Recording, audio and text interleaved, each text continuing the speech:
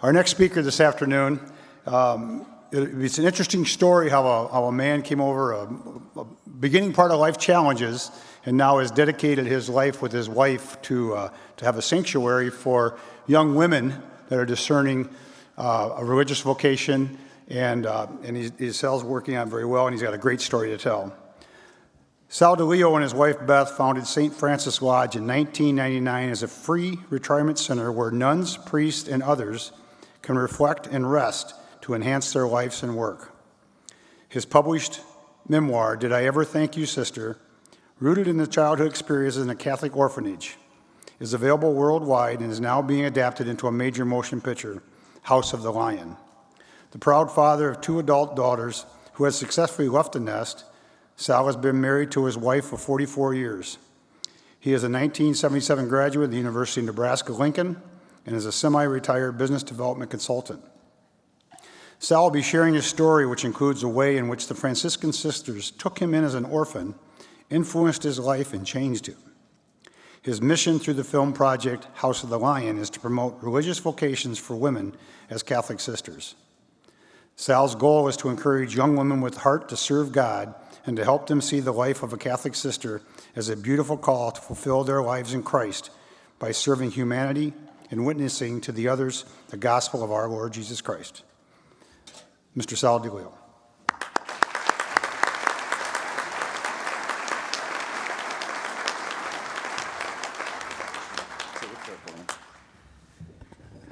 Good afternoon, everyone. It's a pleasure to be here. I know a lot of you, actually, which is really fun. But I have to say this. After watching Bishop Barron speak, I feel like I got sandwiched between Bishop Barron and, of course, Bishop Cousins, who's our bishop of Northwest Minnesota, where I live. I just got sandwiched between 2 superstars. And I'm not telling you, this is not going to be easy. It's like Bagger Vance, if you saw the show.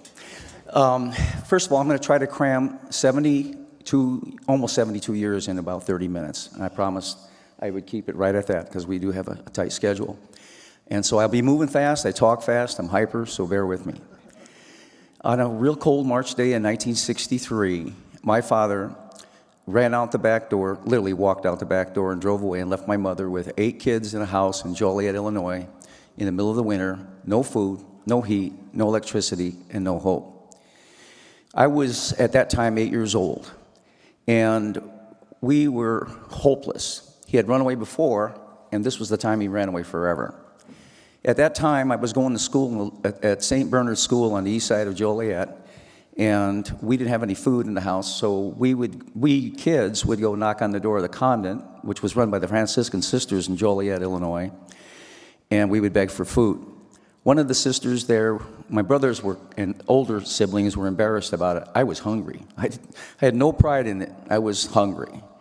And so they saw our situation, how deplorable it was, and it went on for about a month, and finally the sisters turned us into the state of Illinois to see if they could get us placed in their care with an orphanage they had outside of Joliet called the Guardian Angel Home Orphanage.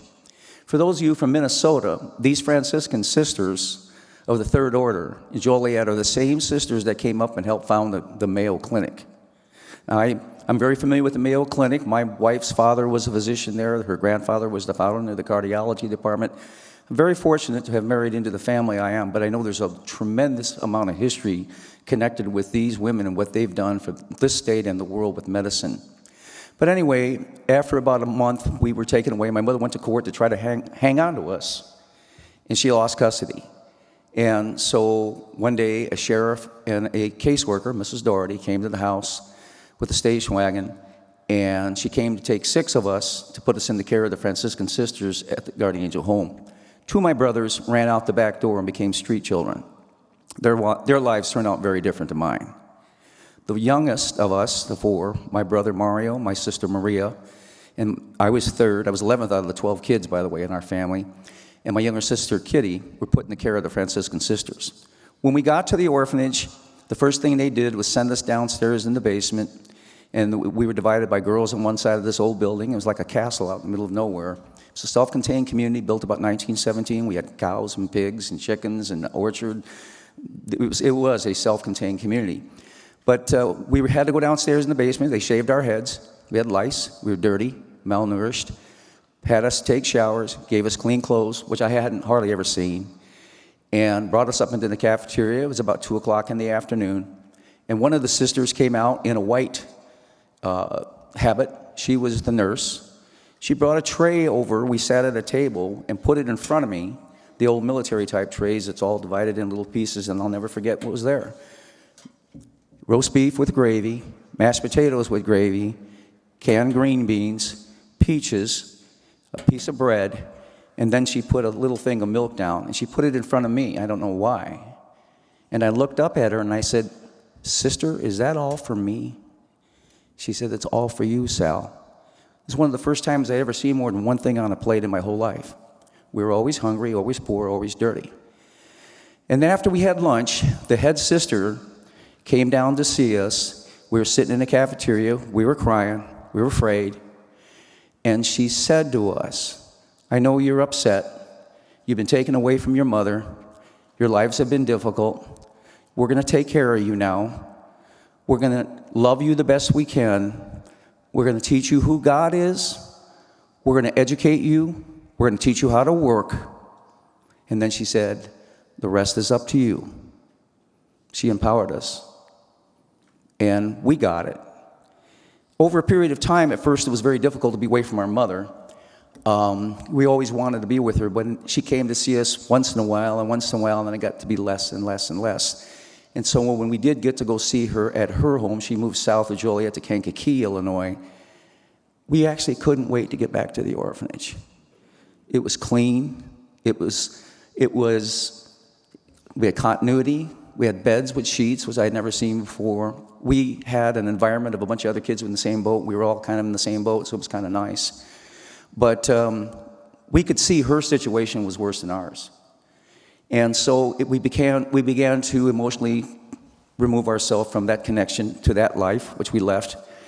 And things were starting to go really good until about 2 years later, my older brother, back in those days in the 1960s in Illinois in particular, Catholic sisters could not take care of adolescent boys.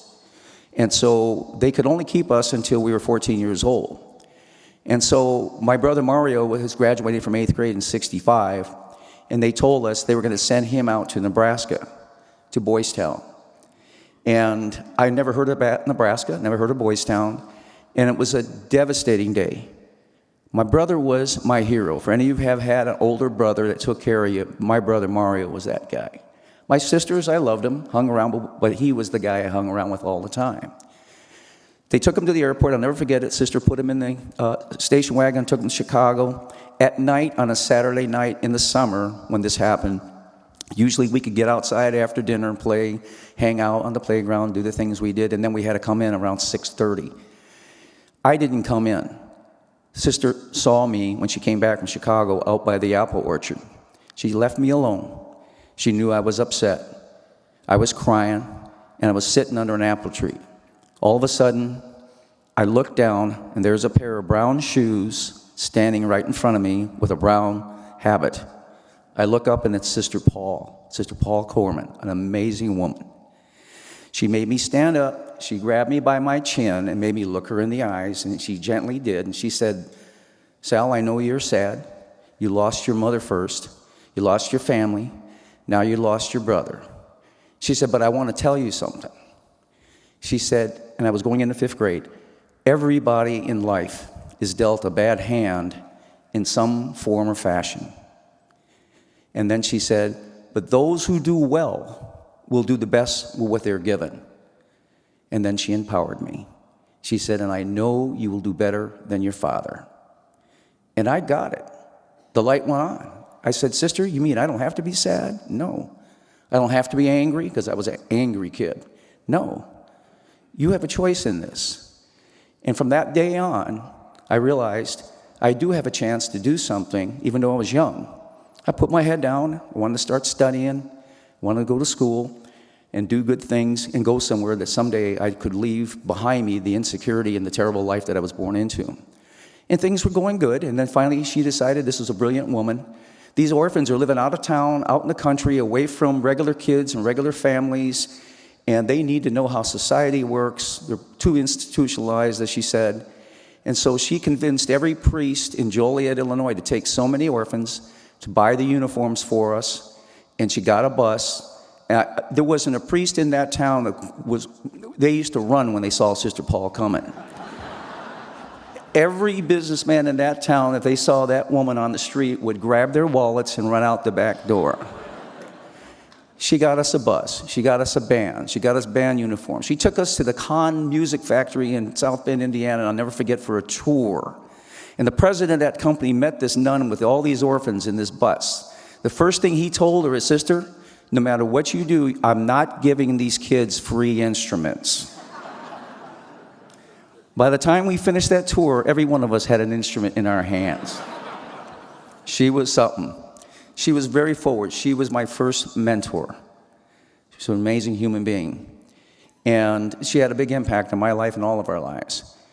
And she sent us to school in town. I got to go to the cathedral school, St. Raymond's Cathedral in Joliet. And every group of kids went to a different school, but she sent some of us that she thought was a little bit more intelligent, if you will, or better grades, to the cathedral school. And the first day I walked in that school, and I saw those kids that had clean clothes, they had a smile on their face, they had a light on in their head. I thought, I want to be like these guys. They became my heroes. In about 3 weeks, I'm going back to my 57th St. Raymond's class reunion, 8th grade.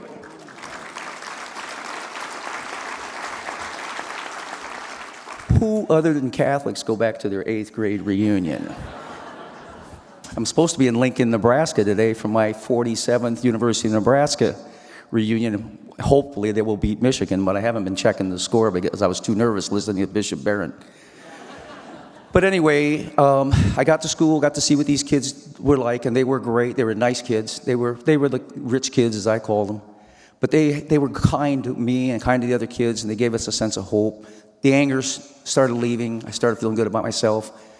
Graduated from 8th grade with good grades, and then they sent me out to Boys Town in Nebraska too. When I got out to Boys Town, I kept my head down and got into class, joined the choir so I could see the world. Did everything I could to get out of Boys Town so that I could see girls. I joined everything. They go, "Boy, you're volunteering a lot." I'll be in that. But the truth of the matter is, that time was a difficult time for me. Adolescence is different. I just raised 2 kids. I understand how challenging adolescence can be. But again, God has always sent me some really good people. The head counselor on the choir side was a fellow by the name of Dr. James P. Keenan, who taught law at the Creighton University in Omaha. He was a remarkable Irish Catholic. He was a call it like it is kind of guy, but he had an influence. He pulled me aside when I first got there. My tests were good. I knew how to play in the band and all that stuff. And he called me, which always stuck with me. He was Di Leo. He never called me by my first name. And he did it affectionately. Di Leo, you're going to make something of yourself, but you got to do your part. And he did have a big influence. And I, again, was on a track that I can get an education, get out and go someplace by the time I was 18 and maybe make something of my life. So I was still motivated by what Sister Paul said. And things were going great. Mario graduated. He went down to Texas to go to school at the University of Texas. I was still in high school. I dated a real nice girl whose father was a doctor there in town. I got to see, again, how nice people operate. I always liked nice girls. I married a nice girl. She's wonderful. And things were going great until one day, the summer of my going into my senior year, I played baseball. I was out in a baseball game, and Keenan comes out, interrupts the game, and says, "Di Leo, come here." I said, "Mr. Keenan, I'm playing first base. Come here." And I went to see him. I said, "What's the matter?" He said, "You don't have to do this." He said, "Up by the pylon." Boys Town's a big campus. Back then, the ballparks were over on the east side, and you had to walk all the way up. People used to love to drive through Boys Town because it is a great place to see, and we had lots of visitors, but Sunday there weren't supposed to be visitors, and we were always kind of looked at. People wanted to see what we looked like. And he said, "There's a man up by the pylon," the sign, if you will, "who claims he's your father." Now, I hadn't seen him since the day he ran away, and I was 17 years old. I had put that out of my mind, but it was like a gut punch. Oh, God, Here we go again. That same feeling of insecurity, anger, I'm nobody, I'm an orphan kid, all that stuff, I was wrestling with all that in my mind.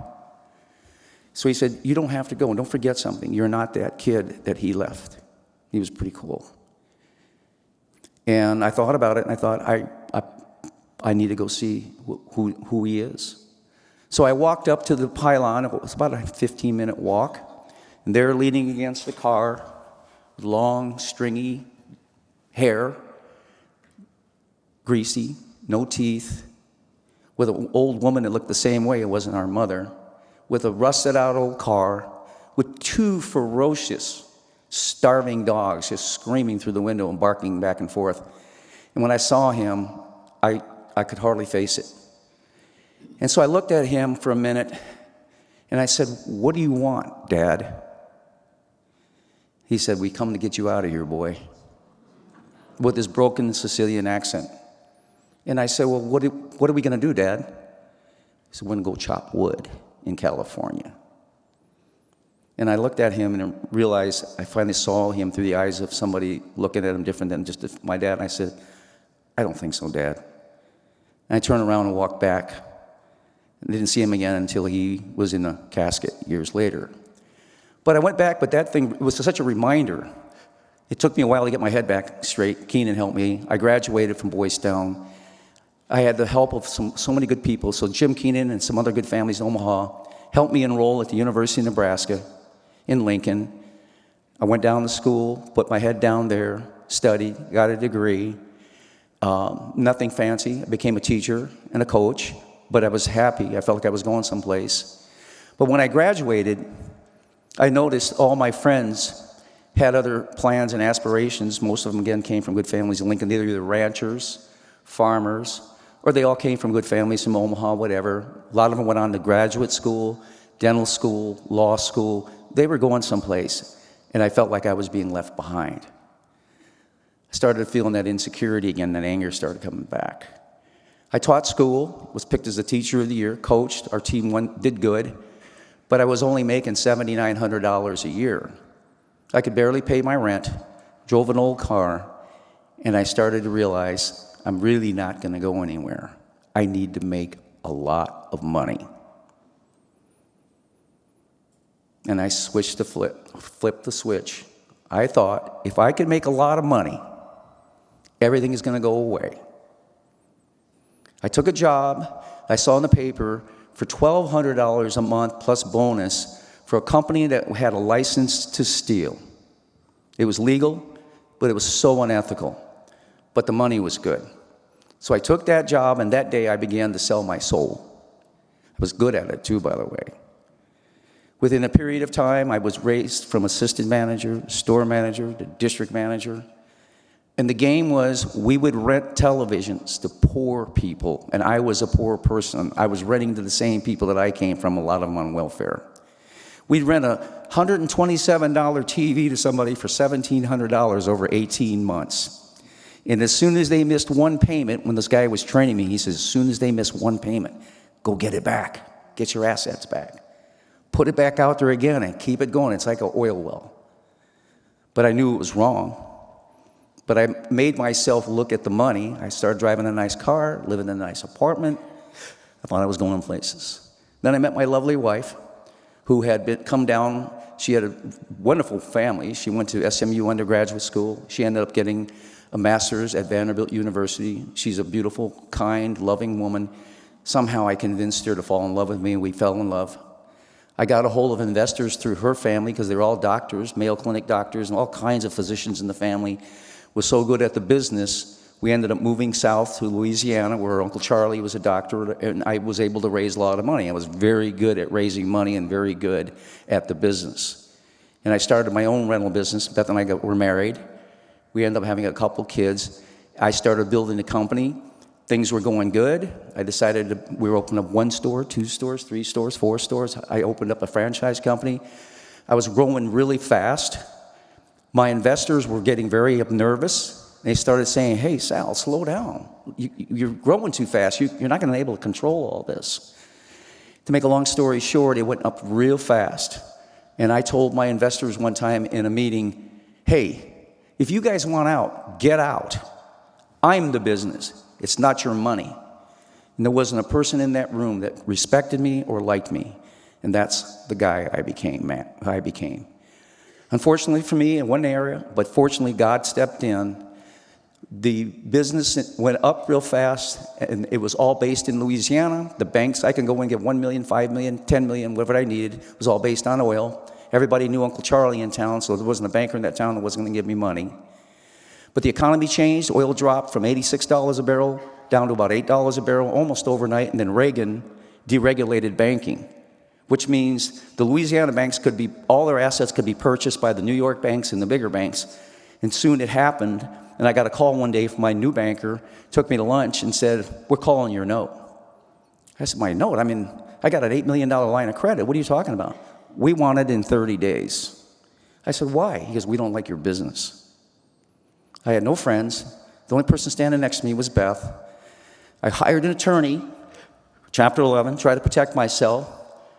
And in Louisiana, for those of you who are not aware, Napoleonic law stepped in, which I didn't know about. He said, we'll protect you, Sal, we'll protect you.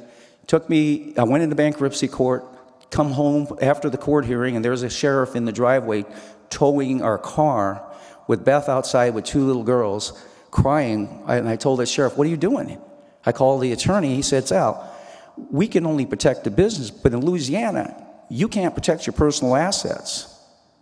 So I said, why did I give you my last $20,000? I said, I want my money back. He said, you're not going to get it back.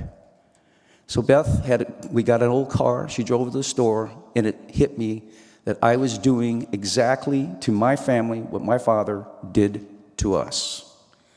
I was destroying my own family's life. I was off balance, off guide, had no friends, hadn't said a prayer in 5-6 years. When she went to the store, this is a little graphic, I apologize. I went into the garage, got my shotgun out, sat on the floor, put the barrel in my mouth, was going to pull the trigger. I figured I was worth more than I was dead than I was alive, and it was true. I had a really good life insurance policy. For some reason, for the first time, while I was contemplating what this all would mean in a split second, I got this message. I said a prayer, Our Father.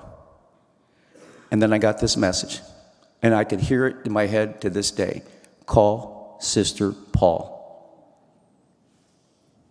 I couldn't believe it. I put the gun down. I wept profusely. Beth was still gone. I put the gun away. I went to the phone. I called Joliet, Illinois, to the mother house. And I said, I don't know if there's an old nun there that's there anymore. She was in charge of me when I was a guardian angel home. Her name was Sister Mary Paul. Oh, yeah, the switchboard woman says. She's teaching at the academy over in for the girls. So she put me into Sister Paul's phone. And Sister Paul wasn't in the office. She was walking down the hall. She heard the phone. For some reason, she decided to answer the phone. Act of God. She went in and picked up the phone. I heard that beautiful, steady, soft, sure voice. She said, hello, who is this? I said, Sister Paul, I was in your care at the Guardian Angel Home years ago. Well, I know, I had a lot of kids. And I said, you probably would never remember me. Well, what's your name? I said, my name is Sal Di Leo. Oh, I remember you. I was a pretty rotten kid, by the way. That poor nun put up with all this. But anyway, first thing she asked me, how are you doing? I said, I'm doing good, Sister Paul. She knew I was lying. She said, Sal, are you going to church? No. Are you receiving the Holy Eucharist? No. When's the last time you went to confession? I don't even remember, I said. She said, you can't make it without God, Sal. You got to have God. And that was a turning point, a big turning point. And it's not like everything changed overnight and everything was good. I was in a big, bad hole. But I began to realize I needed to turn back, had to start completely over. Beth didn't divorce me, even though her father sent us money to move us up to Minnesota from Baton Rouge. He wanted to get Beth and the two girls closer to Rochester, Minnesota, so he could help her. He offered her $10,000 to divorce me. She said, Dad, I love him. I didn't know about that part until later. Anyway, I was a pretty smart guy, and I convinced him to let me meet with his brokers who would handle all of his finances. And I got a good job right away, which he said, you'll never make it up here in Minnesota. It's too competitive. And not only that, you're a total loser. And he was right. I was a total loser. I was drinking during the day, smoking pot. Everything that I knew was wrong was all that went down at once, because I didn't like who was looking back at me in the mirror. But anyway, I got a job, and I got going. Things were working out pretty good. I was starting to make some money. I started to want to hit a home run again. I was young, early 30s, and I was smart. I knew what entrepreneurs liked, and I always was attracted to entrepreneurialism and entrepreneurs. I knew how to help them. I knew their pain. To make a long story short, I thought I can go back to being on top, maybe something better, but I started having these problems. And so one day I decided I need a mentor. I'm trying to watch the clock, by the way, Sean. And when I was in Omaha, you either got the Kansas City Chiefs. How much? Thank you. 15 minutes. Okay. You either got the Kansas City Chiefs football games or you got the Minnesota Vikings. And everybody was a Kansas City fan but me. I was a Minnesota Vikings fan because I always liked watching the Vikings play in the snow. I just liked the way that they were, but I liked that coach. He was calm. He was never get excited. He just seemed to have it together. So one day I called the Minnesota Vikings office and I said to Mary, who to this day said it was the worst phone call she ever answered, I said, I would like to see if I can get a message to Coach Grant. Bud Grant. She said, hold on. I thought she was going to put me into his answering machine. Bud answers the phone. And I about fell over. I was choking. Mr. Grant? Yeah, who is this? I said, Bud Grant? Yeah, who is this? I said, my name is Sal Di Leo. I just relocated up to Minnesota. I lost a lot of money and a lot of people's money. And the first thing he said is, what are you calling me for? Like, if you're looking for money, you're talking to the wrong guy. I said, I used to watch you when I was at Boys Town in Nebraska, coach. He said, Boys Town? I support Boys Town. So what do you want? I said, I don't know how to handle pressure. And he said, what are you doing for lunch tomorrow? Another act of God. Couldn't have been any other reason. That became a 35-year friendship and mentorship, my other mentor. Bud taught me a lot of things by just watching how he handled people. I used to sit in his office. Some great people would come in there.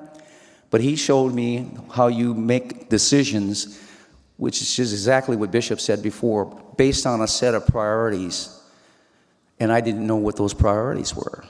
I thought it was money, money, money, beautiful wife, beautiful house, instead of God, family, friends, get country in there, health.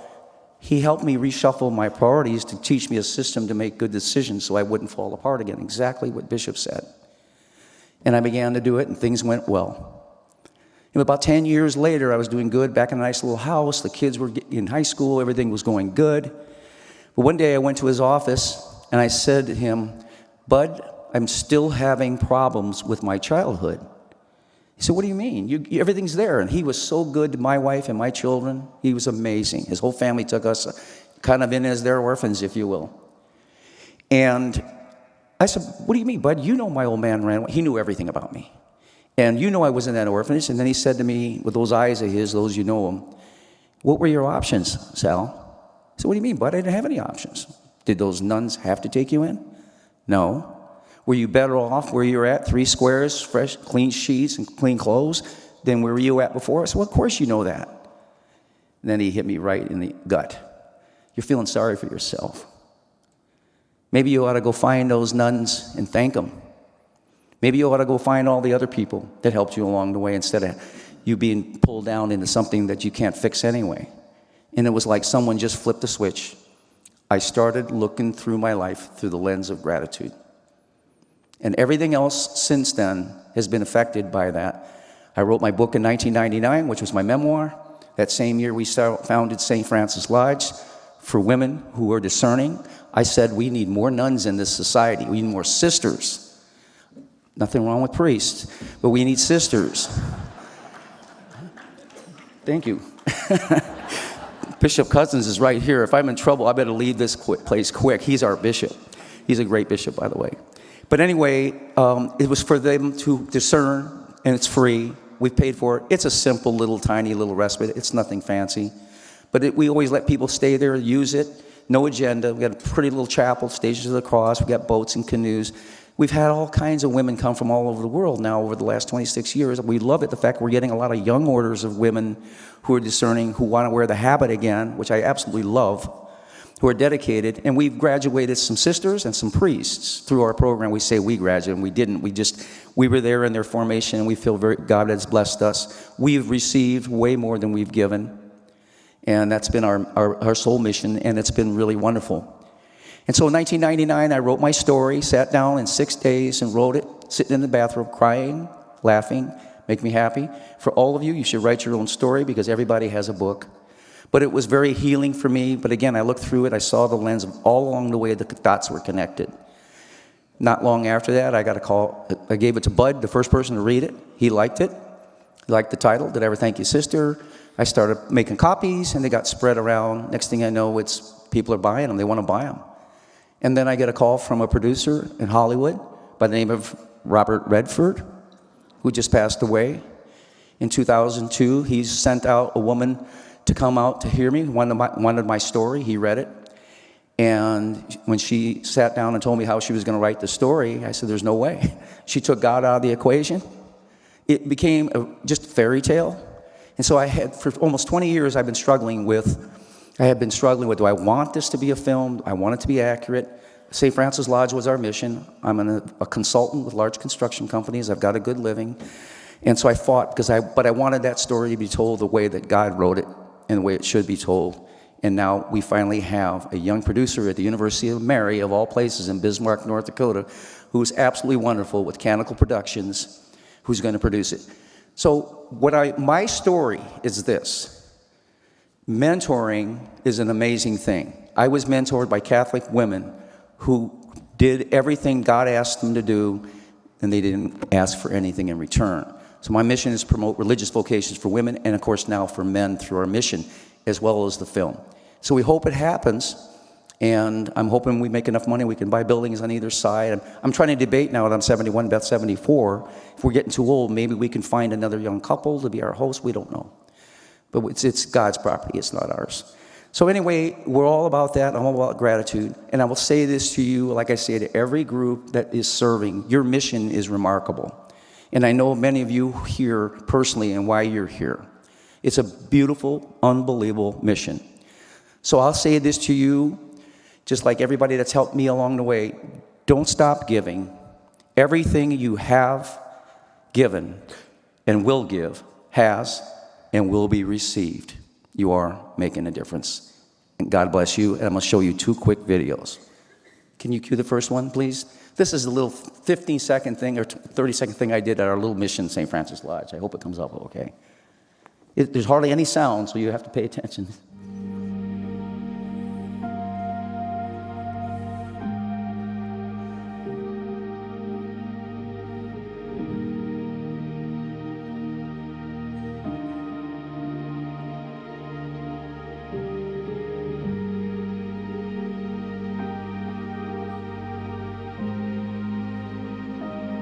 Lovely wife, Beth. These are the SSVM sisters from St. James, Minnesota. Beautiful order.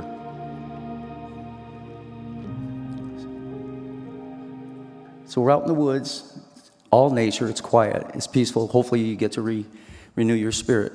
That's the purpose. No agenda.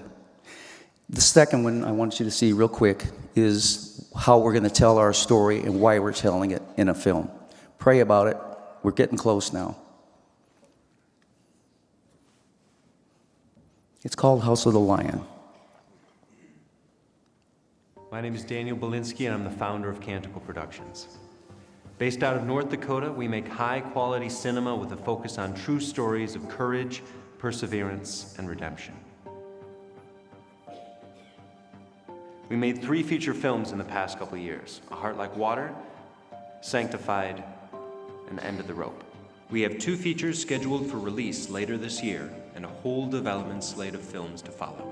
But I'm especially excited for our upcoming film, House of the Lion. This is the powerful story based on the life of Sal Di Leo and his autobiographical book called Did I Ever Thank You, Sister? The book was written out of gratitude to a nun, Sister Paul, who gave him the formation he needed to make it through a really tough childhood and eventually overcome suicidal intentions to get to where he is now. And that's our intention with this film, to spread a message of gratitude and hope with a strong and saintly nun at the heart of our story. Our story follows Sal from early childhood, his father abandoning the family, the kids going to live at the orphanage overseen by Sister Paul and her sisters, the anger, pain, and resentment Sal experienced in those years, and the guiding light that Sister Paul became for Sal during that time. She tells him, in words that stick with him throughout his life, that everyone in life is dealt a bad hand in one way or another, but he has the power to choose to do something better with his life. Our story continues through a challenging and violent boarding school experience, college, and young adulthood, when he gains a certain amount of worldly success but loses his way spiritually. Even the beautiful romance with his wife Beth and the birth of their 2 daughters can't stop him from slipping into despair. He drives his family away and comes within inches of taking his own life. But Sister Paul's words haven't left him. He makes one last visit to Sister Paul, who is very old by now. She once again gives him the strength he needs to pull his life back together, to pull his family back together, to forgive his father and all the people who hurt him in his life. Sal's book has made an impact on a lot of people who see themselves in Sal. We believe our film will likewise make a big impact on audiences. Lives can be changed through stories like this. The world needs stories like this, stories of hope and redemption, and not cheesy stories of fake redemption, but real stories grounded in truth. And that's what Sal's story is. It's also a celebration of the religious life and of the beautiful women who have given their lives to God in service of their fellow men. Sal isn't the only person whose life has been changed by a holy sister of the church. Our film aims to inspire more women with this beautiful calling. We hope you'll consider becoming a part of the House of the Lion. God bless you. Thank you, everybody. Thank you, Sal. I forgot to say thank you. I forgot to say thank you to Sean, who's been so helpful. Thank you, Sean. Oh, thank you. Thank you so much. Thank you.